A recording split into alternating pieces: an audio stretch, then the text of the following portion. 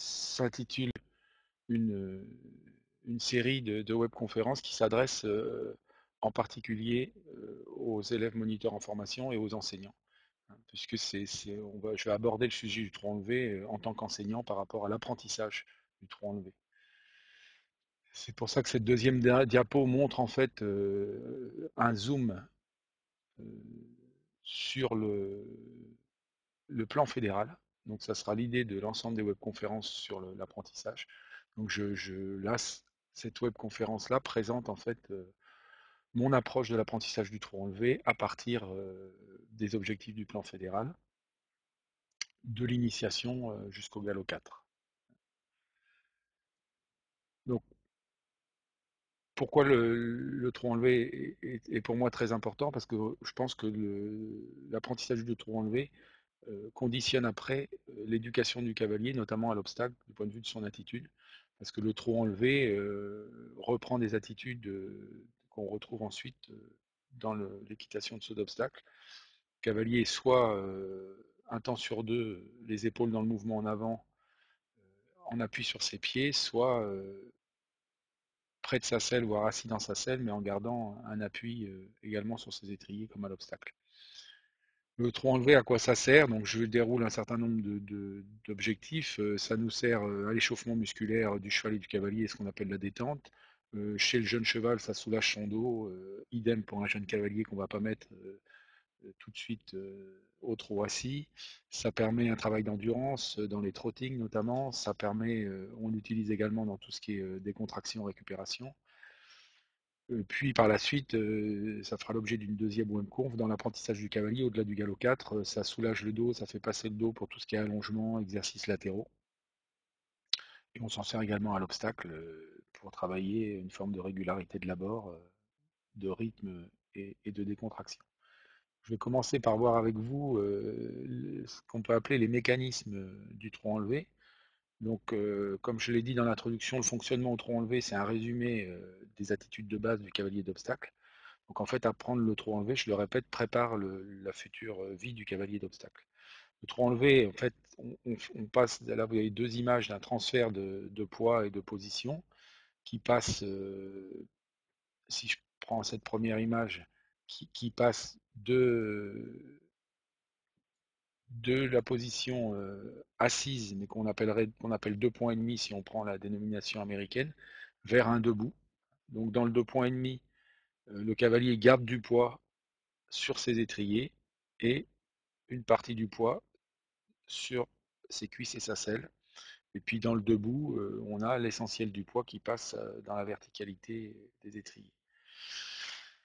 Souvent, on fait chausser plus court pour favoriser une flexion plus importante des articulations de hanche, genou, cheville. Et ce qui est important, c'est de se dire que là, c'est l'explication des dessins, c'est que pour être en équilibre, justement, il faut que le centre de gravité qui est représenté par le rond qui se situe à peu près au niveau du nombril de la cavalière vienne à l'aplomb de la sustentation, c'est-à-dire de l'appui sur le pied. Donc on voit que cette cavalière-là, que ça soit dans la position basse près de la selle ou dans la position haute vers le debout, elle est en équilibre au-dessus de ses pieds. Donc pour ça, il faut vérifier que le cavalier euh, ait un étrier bien chaussé. Donc ma première lecture, c'est de voir si l'étrier est bien chaussé pour que l'appui puisse se faire correctement. Et ensuite, le cavalier doit, dans les deux attitudes, rester en équilibre. Les défauts classiques qu'on va voir, c'est soit des déséquilibres avant, soit des déséquilibres arrière ou des déséquilibres latéraux. Souvent, dès que le cavalier perd l'équilibre, il va chercher à se raccrocher, soit avec les mains, soit avec les jambes. Il sera retenu par les quartiers de sa selle ou par le trousquin ou par la bouche du cheval. Donc le mouvement se fait par un debout assis avec l'équilibration et la flexion des articulations. La difficulté, c'est que quand le cavalier s'assoit dans la selle, il ne doit pas retomber comme dans un fauteuil, hein, mais plutôt aimer s'asseoir délicatement en contrôlant son équilibre. Donc je vais vous faire une première vidéo de cette cavalière-là qui est justement pour moi en équilibre. Elle est dans un exercice de travail au trot enlevé sans les mains.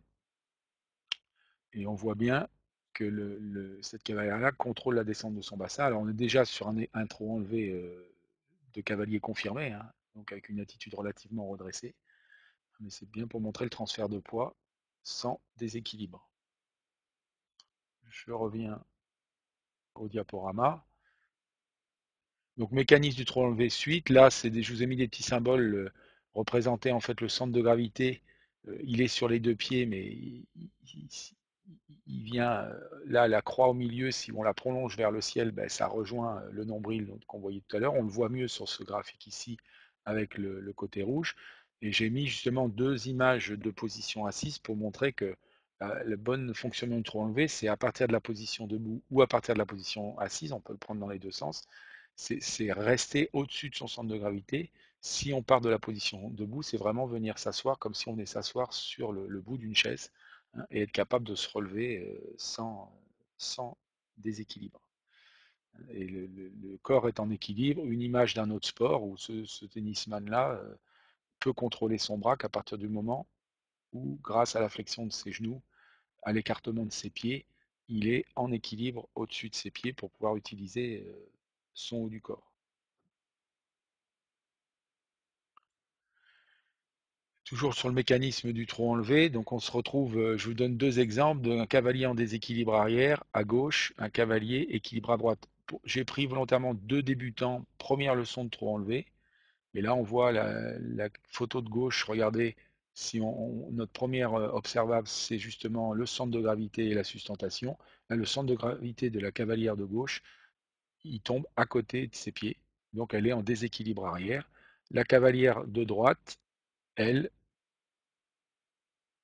est en équilibre au-dessus de ses pieds, même si elle se sert du collier et d'une poignée pour trouver son équilibre. Donc voici le comparatif en vidéo, en mouvement. J'espère que c'est assez clair pour vous, même si l'image n'est pas extraordinaire. Repérez bien deux débutants, donc forcément on n'est pas sur des troncs enlevés acquis, loin d'être parfait. Une cavalière en déséquilibre permanent vers l'arrière, une cavalière qui cherche, on va voir après le rythme, mais avec l'aide du collier qui, malgré tout, de mon point de vue, est en équilibre et cherche l'accompagnement un temps sur deux à partir de l'équilibre.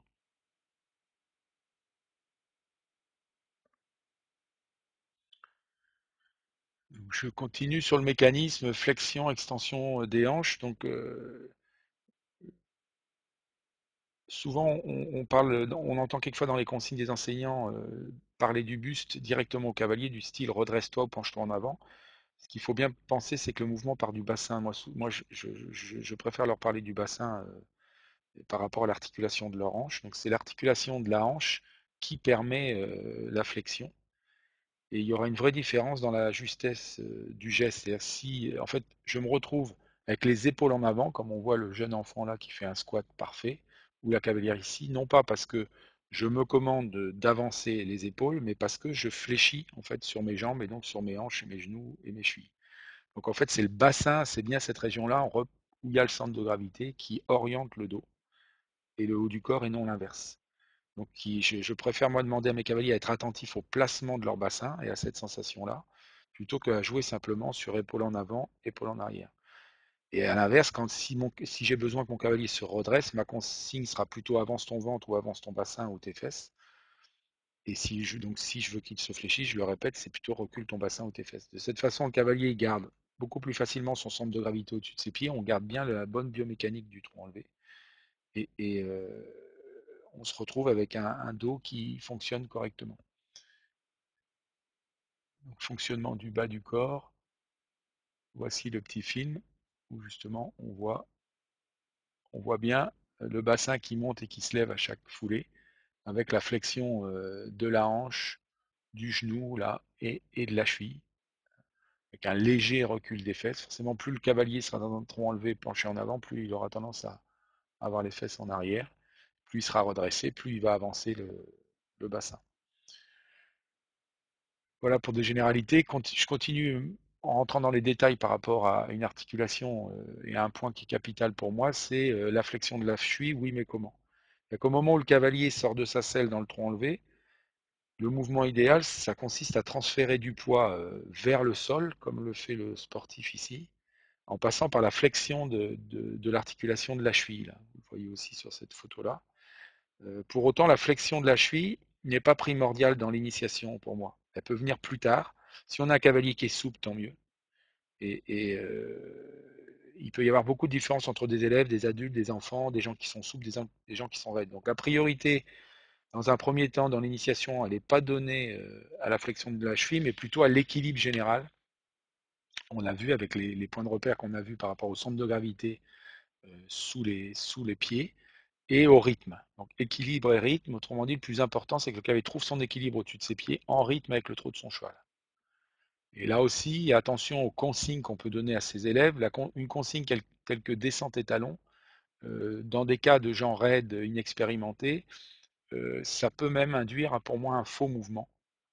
En faisant une focalisation sur le talon bas, on risque en fait de demander à un cavalier qui n'est pas assez souple de mettre toute sa concentration sur le fait de descendre ses talons. Ça va lui bloquer les articulations au contraire de genoux et de hanches et de cheville et lui mettre là en gros la jambe en avant et il aura plus la possibilité ni de se verticaliser, d'avoir un appui vertical par rapport à son centre de gravité, et en plus il va avoir des articulations raides qui ne pourront pas encaisser le mouvement du trot.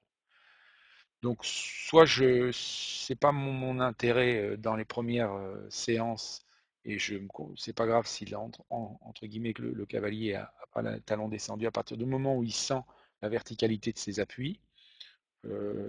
Dans un stade plus avancé, je vais plutôt demander à mon cavalier de remonter sa pointe de pied, comme ça, là, plutôt que d'appuyer en force sur le talon pour ne pas tomber dans les défauts que j'ai indiqués, c'est-à-dire de blocage et de jambes en avant. Quand je remonte ma pointe de pied, vous pouvez le faire même devant vos ordis, là, vous pouvez remonter votre pointe de pied sans aucune force sur le sol, sans vous contracter, sans bouger votre jambe. Ce qui n'est pas le cas dans la descente du talon. Là, c'est bloqué par le sol, mais avec l'étrier, ça a tendance à avancer en avant. La difficulté de cette flexion de la cheville en équitation, c'est que on est habitué à marcher. Donc la cheville bouge quand on est un piéton, mais en général, à un moment donné, le talon remonte par rapport à la marche du piéton. Alors que le geste du trot enlevé et de l'équitation en appui sur les étriers, c'est l'inverse. Il faut prendre le réflexe en fait de décontracter sa cheville pour laisser en fait le talon descendre de lui-même grâce à la gravité, grâce au poids du corps, et non pas chercher. Donc, il faut d'abord inhiber le réflexe de la remontée du talon et après se décontracter pour laisser en fait le poids du corps descendre dans la cheville et non pas justement faire une obsession d'un talon descendu. C'est celui qui l'a le plus descendu qui monte le mieux et bloquer toute la jambe en fait du cavalier. Donc c'est subtil, c'est des sensations d'apprentissage qui sont assez difficiles à faire ressentir et comprendre. C'est assez facile à l'arrêt ou au pas, ça l'est plus difficile au trot enlevé puis après au galop en suspension. Il ne faut pas être pressé, puisque l'essentiel n'est pas ici dans un premier temps. Rechercher son équilibre au trot enlevé, là je vais vous parler d'aménagement du milieu, c'est-à-dire qu'il faut, moi dans l'initiation, là on ne le voit pas sur l'image, on voit simplement un cavalier qui est dans le debout assis correct, comme on a vu la jeune femme tout à l'heure, un cavalier justement qui est dans le debout complet avec son centre de gravité au-dessus de ses pieds, et puis là dans le assis, avec également son centre de gravité au-dessus de ses pieds. Il a simplement reculé son bassin, avancé ses épaules par rapport à la ligne qu'on pourrait continuer à tracer vers le haut. Moi, j'aurais une tendance, si j'ai des débutants complets, à utiliser un collier au niveau de l'encolure, soit fait avec les rênes, soit un collier classique, pour rassurer le cavalier. On l'a vu sur les premières images de la cavalière sur le cheval gris, et pour aider le cavalier à stabiliser son corps, donc pas avoir un collier pour se raccrocher, mais pour tenir la position d'équilibre. Donc ça peut être un collier à mi-encolure, mais aussi, ou alors je prends un noseband de muserolle et je l'attache aux œillets si je fais monter sur des rênes assez longues. Plus le cavalier sera débutant, plus je lui conseille de rechercher son équilibre en avançant son buste et en reculant son bassin, comme un équilibre de points, ça va être la même chose à l'obstacle. C'est-à-dire que, et ça viendra après, le redressement du buste dans le trot enlevé viendra dans un second temps dans le perfectionnement du trot enlevé. Après, dans l'apprentissage, pour moi, il y a deux possibilités en fonction des publics. si je caricature un peu, chez des enfants de moins de 10 ans ou qui ont une musculature des jambes ou de deux qui n'est pas encore à maturité et qui montent des poneys ou des petits chevaux confortables, on peut partir et enseigner le tronc levé à partir de la position assise. Parce que j'ai remarqué, il y a certains gamins, ils ne sont pas secoués par le tronc assis. Finalement, c'est plus dur pour eux musculairement d'aller trouver l'équilibre. Et donc, j'ai intérêt à partir de la position assise du tronc enlevé et après à les inciter à aller vers le debout. Chez des adultes, ça peut être complètement l'inverse. C'est-à-dire que le trop assis va trop les secouer. Donc là, je vais partir classiquement de la position haute, là, et les maintenir, encore une fois, c'est l'image qu'on a vue tout à l'heure sur le cheval gris, où la personne, on la fait sortir de sa selle, elle n'est pas encore dans le rythme du tronc levé, elle va vers le debout complet ou une espèce de position d'équilibre au trot. Donc j'appelle ça des aménagements du milieu. C'est aménager le milieu pour moi, c'est pas simplement mettre des quilles ou des barres au sol, c'est utiliser des outils sur le cheval. Donc j'ai cité tout à l'heure le collier avec les rênes. Là, on voit une cavalière qui est dans une position parfaite de trot, de position basse dans le trot enlevé, les bras croisés comme la première vidéo, et un système de collier avec les rênes justement. Là, c'est plus pour à son niveau trotter sans les mains. Mais à un plus petit niveau, on autorisera bien sûr les mains au collier. Et là, vous voyez sur la photo de gauche, c'est une sangle de ramassage de hardball qui peut être remplacée par une étrivière, qui va permettre justement de stabiliser l'étrier. Alors, il faut faire attention de la mettre assez long pour ne pas bloquer la cheville et le fonctionnement de la cheville, mais qui est très très efficace pour des jeunes cavaliers ou de la rééducation de cavaliers expérimentés pour justement stabiliser la partie sur laquelle on va s'appuyer, c'est-à-dire la jambe, et finalement sans effort, ressentir ce qu'est la verticalité de l'appui, hein, pour pouvoir contrôler tout le reste de son haut du corps. Voilà, maintenant j'avais choisi de vous montrer un certain nombre d'exercices qui me paraissent pour moi des exercices clés dans l'apprentissage du tronc enlevé. Donc il y a tout les transitions. Donc je vous envoie la vidéo. Vous allez voir plusieurs fois la transition se répéter. Donc l'idée, c'est dans la transition descendante, de proposer au cavalier de repasser du trot enlevé au pas sans s'asseoir. C'est pour moi un exercice clé pour lui apprendre justement à se redresser, à ne pas venir s'effondrer dans la selle. Et inversement, dans la transition montante, vous le voyez, dès que c'est possible, de se taper un peu les fesses pendant deux foulées et de partir du trot enlevé à partir de la position assise du trot enlevé. Donc on voit bien transition descendante. Donc c'est le b.a.-ba du redressement du cavalier. Si je préconise à mes cavaliers de s'asseoir systématiquement dans les transitions descendantes, à des petits niveaux, ils vont prendre le réflexe en fait du déséquilibre arrière et ils vont pas apprendre à résister avec leur dos pour avoir une influence sur la locomotion du cheval. Donc le trot enlevé est très très utile pour faire toutes ces variations. Un autre exercice, c'est justement l'étrier chaussé à fond. J'en parlais tout à l'heure. Donc ça ne me dérange pas qu'un débutant soit comme ça, à partir du moment où il a la verticalité de son étrivière. Là, le cavalier trotte, il a beau trotter avec un étrier chaussé à fond, il est quand même dans le rythme et en équilibre, dans un équilibre tout à fait correct. Donc soit ça sert un peu de médicament à des cavaliers qui ont appris à trop appuyer sur le pied, à se contracter, et finalement qui renvoient leurs jambes en avant. Parce que vous verrez que cet exercice-là, si vous le pratiquez, décontracte en fait la cheville, le genou et la hanche. Donc ça libère la jambe dans le bon sens. Et je répète, moi j'hésite pas, même des cavaliers débutants, à leur faire placer l'étrier comme ça, mais sûr, il faut qu'ils aient une botte avec un talon pour la sécurité, pour pouvoir se ressentir avant tout le phénomène verticalité, appui et centre de gravité au-dessus de l'appui.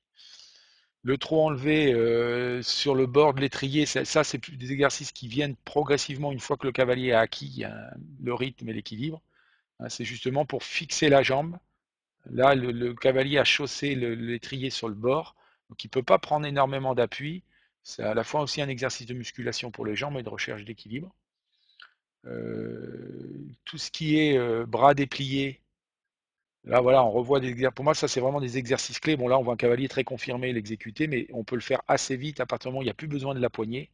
Hein, moi, mon objectif prioritaire, c'est d'avoir un cavalier qui peut trotter enlevé sans ses mains, pour qu'ensuite il puisse utiliser ses mains dans le rapport avec la bouche de son cheval et pas pour se raccrocher. Donc ça, pour moi, c'est vraiment l'objectif dans le fondamental, s'équilibrer, prioritaire, s'équilibrer sur les pieds, prioritaire de l'initiation au galop 4 pour ensuite rentrer dans une équitation de contact permanent et que quand la communication puisse se faire avec les mains. Donc c'est d'abord une équitation d'équilibre, hein, et de langage du corps. On peut s'amuser à passer des transitions comme ça, justement, ensuite en freinant son tronc enlevé. Des variantes de ces exercices-là, voilà, enfin, rendre les bras indépendants. Donc là, on voit le cavalier faire des moulinets avec ses mains, puis après, s'imaginer un ballon, un gros ballon en plastique dans ses bras, enfin, libre à votre imagination, mais l'objectif derrière, c'est toujours le même, c'est de créer une situation qui oblige le cavalier à être en équilibre et de libérer les mains pour pouvoir aller plus loin dans la progression. Le trop enlevé, le talon devant, alors là, c'est pas recommandé trop tôt, mais en fait, chez les cavaliers confirmés, ça amène une difficulté d'équilibre. Également, ça a un effet sur la fameuse descente du talon, mais il faudrait mieux parler de flexion de la cheville. L'intérêt de l'exercice, pendant l'exercice, c'est de provoquer une difficulté d'équilibre, mais surmontable. Et après, si vous le faites, vous verrez que dès que vous rechaussez normalement les étriers, il y a un effet en fait immédiat sur la souplesse de la cheville et la décontraction. Parce que là, le cavalier est en hyperflexion de la cheville, il force la remontée de la pointe de pied. Et en fait, cette hyperflexion sur l'articulation, quand on la relâche un peu, après, il y a une vraie sensation de confort. Et donc voilà, si vraiment vous voulez améliorer la flexion de la cheville, non pas par une descente de talon forcée, c'est un exercice qui peut vraiment être intéressant. Je vais revenir, donc voilà, ça c'était les présentations d'exercices. Je reviens au diaporama, donc sur la notion de rythme, hein.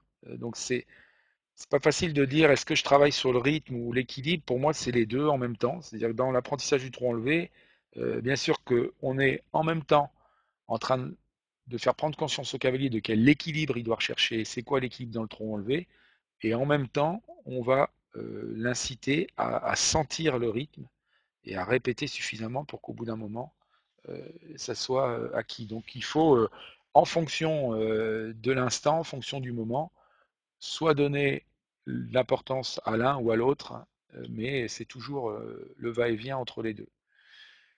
Si j'avais à en mettre un en premier, c'est évident l'équilibre qui reprend la priorité, parce que si l'équilibre devient trop instable, de toute façon, c'est pas impossible d'aller trouver le rythme avec un équilibre qui est vraiment inexistant. Donc si le cavalier est en train de se casser la figure en arrière ou en avant ou à gauche ou à droite, il faut absolument qu'il y ait un équilibre, même précaire, mais quand même suffisant pour de nouveau le concentrer sur le rythme. Pour moi, le rythme, je vous ai mis des petites musiques, c'est associé à la musique, justement, c'est le tempo, hein, c'est associé à la fréquence des foulées. Donc je peux bon, l'aider avec ma voix, avec des claquements de mains, souvent associer du bruit. Ça va aider le cavalier, justement. On fait des hop, un, deux, tout ce que vous voulez. Et puis, comme tout apprentissage, à un moment donné, on ne sait pas trop pourquoi, ben, le cavalier va le prendre, le rythme, il va le choper. Donc, faut sans arrêt revenir à l'équilibre et au rythme pour que, à un moment donné, il y a, tac, ça y est, euh, grâce aux répétitions, le cavalier réussit à trotter en rythme. Le fameux trotter avec le diagonal désiré, donc tout ça, je reprends toujours des objectifs qui sont inscrits dans le plan fédéral de formation. Euh, donc le trot enlevé, c'est une allure sautée et symétrique à deux temps par bipèdes diagonaux. Donc chaque temps est séparé d'une période de projection pour le cheval. Et lorsqu'on est au trot enlevé, donc on s'assoit, puis on se lève un temps sur deux au rythme de l'allure de son cheval. Donc on est une fois en l'air, une fois assis. Donc pour des raisons de symétrie dans le travail du cheval, on apprend au cavalier à trotter avec le bon diagonal, donc avec un des deux diagonales. Donc on trouve ça donc à partir du galop 3. Donc pour moi, dans bien des cas, dans l'apprentissage d'un cavalier, ça arrive trop tôt. Cette compétence-là, c'est-à-dire d'être capable de trotter avec un diagonal. Donc on peut vite se retrouver avec un élève qui finalement passe son temps, ou un enseignant qui passe son temps à faire trotter avec le bon diagonal avec des élèves qui sont pas prêts. Donc je m'explique. Moi, je donne la priorité à l'équilibre et au rythme. Et quand ça seulement c'est acquis, je vais me poser la question du diagonal. Sage vite trotter avec le bon diagonal, on le fait regarder systématiquement et on le reprend. Mais il risque de passer sa vie à regarder. Et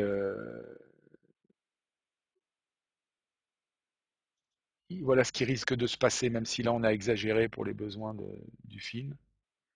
Je sais pas si ça clignote chez vous, mais moi je sais pas ce qu'elle a la vidéo, elle est un peu, tant pis. Donc le danger c'est de se retrouver avec un cavalier qui va regarder en permanence sur quel pied il trotte. Et du coup, ça risque de lui trimballer toute sa vie. Donc, moi, je fais plutôt le choix d'une approche que j'appelle kinesthésique ou de sensation. Donc, je préfère reculer dans l'apprentissage, faire reculer dans l'apprentissage le fait d'être capable de sentir. Et finalement, pour avoir un cavalier qui ne se sert pas de son regard, qui garde son regard pour anticiper, pour rester équilibré, et qui risque pas de se déséquilibrer parce qu'il regarde par terre. Donc, je vous montre. Euh, c'est pas évident de trouver les exercices. Moi, j'en ai un qui consiste à avoir une cravache un peu plus longue et de poser ses yeux sur, excusez-moi pour la vidéo, si c'est pour vous, ça se balade entre la pause et la lecture. Et là, ce que je veux vous faire voir, en fait, le cavalier, il était avec un diagonal externe, je lui ai demandé de passer sur le diagonal interne, et ce qui lui permet, même si c'est là, on est sur un cavalier expérimenté, mais un plus jeune cavalier de sentir, c'est qu'en fait, il va sentir dans ses mains l'avancée de l'épaule, du côté où est la cravache. Pour moi, c'est déjà meilleur transfert que de lui demander de visualiser tout le temps avec ses yeux. Voilà, je repasse. Donc, je me pose la question souvent du trop tôt. Je vais conclure en revenant sur mes observables. Donc, quand je regarde un cavalier qui trotte enlevé, je vais regarder prioritairement le pied s'il est correctement chaussé pour pouvoir justement ensuite avoir une ligne de gravité. C'est le fil à plomb, pardon, là qu'on voit en rouge. Et tout ça associé à la tête, hein, dans lequel il y a l'oreille interne aussi sur la tête, qui va aider avec un regard dans l'axe, qui va aider le cavalier à s'équilibrer. Donc un peu ces trois points sont très importants, tête, centre de gravité, ligne de gravité, et le pied chaussé au milieu. Excusez-moi. Et puis après, je pourrais rajouter la fixité de la main avec ou sans collier. Hein. Et dans le mouvement, là, il n'est pas dans le mouvement, j'ai avoir l'impression qu'en fait, les épaules et la tête sont en quelque sorte point fixe, c'est le bassin qui bouge. Et je vous rappelle ce que j'ai dit tout à l'heure, si les épaules et la tête avancent, c'est pas parce que le cavalier bouge consciemment ses épaules et sa tête, c'est parce qu'il fait travailler ses hanches et son bassin et ses articulations basses. Et puis vérifier justement dans ces fameuses articulations le liant, en fait, le liant avec un genou et une cuisse qui sont à la fois au contact de la selle, mais sans blocage, sans venir faire de point d'accroche, mais sans être écarté en force pour autant. C'est vraiment voilà. Et voilà, je vous rappelle que rythme et équilibre vont de pair. Voilà, que monter en rythme, ça s'apprend en même temps que de monter en équilibre. Et que le trop enlevé, ben, c'est un réel apprentissage qui va s'optimiser tout le long de la vie du cavalier parce que on peut, et on le verra, ça sera peut-être l'objet d'une autre webconf avec moi ou un de mes collègues, justement pour montrer qu'après, même du galop 4 au galop 7, on continue d'améliorer sa technique de trop enlevé avec toute cette subtilité de transfert de poids entre cette position haute et cette position basse. Voilà, je vous remercie pour votre écoute. Je vous